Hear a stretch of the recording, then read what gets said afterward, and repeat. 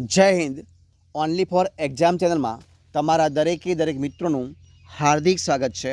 તો આજે આપણે વિડીયોમાં જોશું કે ગુજરાતની કોઈ પણ સ્પર્ધાત્મક પરીક્ષા હોય તો એ પરીક્ષામાં પૂછાઈ શકે એવા ગુજરાત વિશેના જનરલ નોલેજના પ્રશ્નો મિત્રો તમારી સમક્ષ લઈને આવી રહ્યો છું. અને એ પણ વેરી મોસ્ટ આઈએમપી પ્રશ્નો છે. દરેક વિડીયોમાં આપણે 30 પ્રશ્નો મૂકવાનો પ્રયત્ન કરીએ છીએ. તો આજે જે વિડીયો છે એ વિડીયો ભાગ નંબર 29 છે.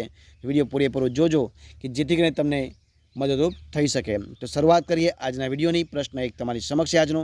તો જોઈએ પ્રશ્ન છે કે નગીના વાડી કયો આવશે? નગીના વાડી કોણે બંધાવી હતી? તો મિત્રો નગીના વાડી બંધાવી હતી કુતબુદ્દીન શાહે. કોને? કુતબુદ્દીન શાહે બંધાવી હતી. આગળ પ્રશ્ન, કઈ યોજના હેઠળ તીવ્ર અશક્ત વ્યક્તિઓને પ્રતિ માસ આર્થિક સહાય આપવામાં આવે છે? તો સંત સુરદાસ યોજના મુજબ. કઈ? સંત સુરદાસ યોજના મુજબ. પ્રશ્ન જોઈએ આપણે આગળ કે ભારતના બિસ્માર્ક તરીકે કોણ ઓળખાય છે? તો ઓળખાય છે સરદાર વલ્લભભાઈ પટેલ. કોણ ઓળખાય છે? સરદાર વલ્લભભાઈ પટેલ. પ્રશ્ન જોઈએ આપણે આગળ કે ગુજરાતમાં પારસીઓના કોના શાસનકાળમાં આવ્યા હતા? તો ગુજરાતમાં પારસીઓ એ ચાવડા વંશના શાસનકાળમાં. ક્યારે? ચાવડા વંશના શાસનકાળમાં આવ્યા હતા. જોઈએ આપણે પ્રશ્ન આગળ. શું છે પ્રશ્ન? કે અંબાજી તીર્થ કયું તીર્થ? અંબાજી તીર્થ કઈ પર્વતમાળામાં આવેલું છે?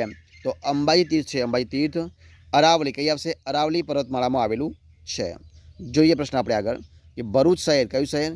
ભરૂચ શહેર કઈ નદીના કિનારે આવેલું છે? તો ભરૂચ શહેર નર્મદા નદી. કઈ આવશે? નર્મદા નદીના કિનારે આવેલું છે. ગુજરાતમાં કયા સ્થળે વિશ્વ પ્રસિદ્ધ પટોળા બને છે? તો ગુજરાતમાં જે પાટણ છે એ પાટણની અંદર વિશ્વ પ્રસિદ્ધ પટોળા બને છે. પ્રશ્ન આપણે આગળ જોઈએ કે સાબરકાંઠા જિલ્લાની મુખ્ય નદી કઈ છે? તો મિત્રો છે હાથમતી. કઈ નદી છે? હાથમતી. ગુજરાત વિધાનસભાના પ્રથમ અધ્યક્ષ કોણ હતા? તો એ હતા કલ્યાણવી મહેતા. કોણ હતા? કલ્યાણવી મહેતા. પ્રશ્ન જોઈએ આપણે આગળ કે ગુજરાતમાં ફિલ્મ નિર્માણ માટેનો સ્ટુડિયો ક્યાં આવેલો છે? તો મિત્રો આવેલો છે હાલોલમાં. કઈ જગ્યાએ? હાલોલમાં આવેલો છે. જોઈએ પ્રશ્ન આપણે આગળ કે ગુજરાતની અધિકતમ 12માસી નદીઓ કયા પ્રદેશમાંથી વહે છે? તો એ વહે છે દક્ષિણ ગુજરાતમાંથી. ક્યાંથી વહે છે? દક્ષિણ ગુજરાતમાંથી વહે છે. પ્રશ્ન જોઈએ આપણે આગળ કે ઘઉંના ઉત્પાદન માટે જાણીતો અમદાવાદના મેદાન પ્રદેશનો દક્ષિણ પશ્ચિમ ભાગ કયા નામથી ઓળખાય છે? તો મિત્રો ઓળખાય છે ભાલ પ્રદેશ. કયો? ભાલ પ્રદેશ નામથી ઓળખાય છે. પ્રશ્ન આગળ કયા ચિત્રકારે સાંસ્કૃતિક મેગેઝિન કુમારની શરૂઆત કરી હતી? તો રવિશંકર રાવળે. કોણે કરી હતી? રવિશંકર રાવળે કરી હતી. સિદ્ધરાજ જયસિંહે કોને કલિકાલ સર્વજ્ઞનું બિરુદ આપ્યું હતું?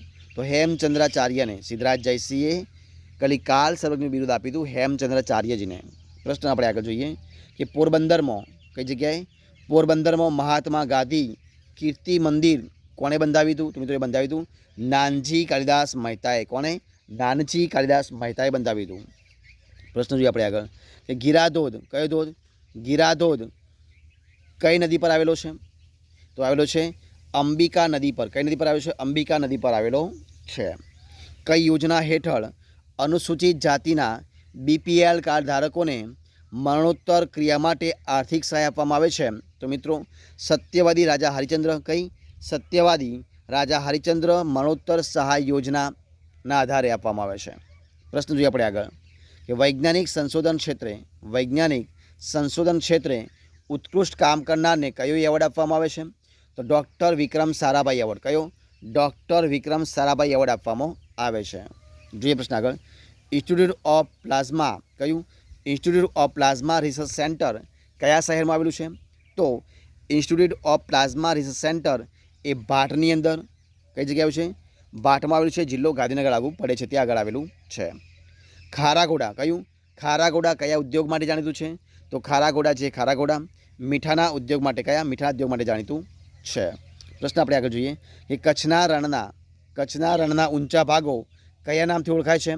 તો કચ્છના રણના ઊંચા ભાગો એ લાણાસરી. કયો હશે? લાણાસરી નામથી ઓળખાય છે. જોઈએ પ્રશ્ન આપણે આગળ કે સહજાનંદ સ્વામીનું મૂળ નામ શું હતું? તો સહજાનંદ સ્વામીનું મૂળ નામ હતું ઘનશ્યામ. શું નામ હતું?